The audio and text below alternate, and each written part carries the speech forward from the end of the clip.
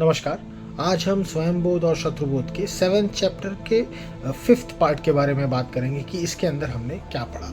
ईसाई और इस्लाम दोनों स्वयं को ऐतिहासिक पंथ मानते हैं क्योंकि उनकी शुरुआत इतिहास के एक निश्चित क्षण से जुड़ी मानी जाती है।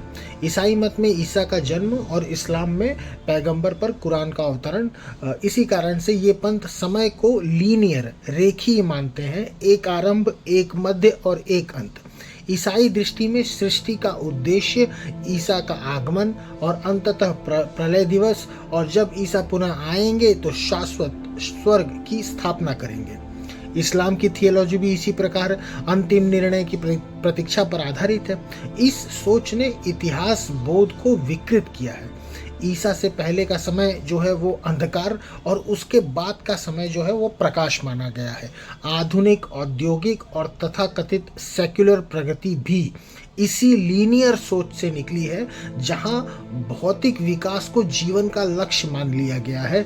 बस फर्क इतना है कि जजमेंट डे को हटाकर वहां पर अनलिमिटेड ग्रोथ, भौतिक प्रगति स्थापित कर दी गई है।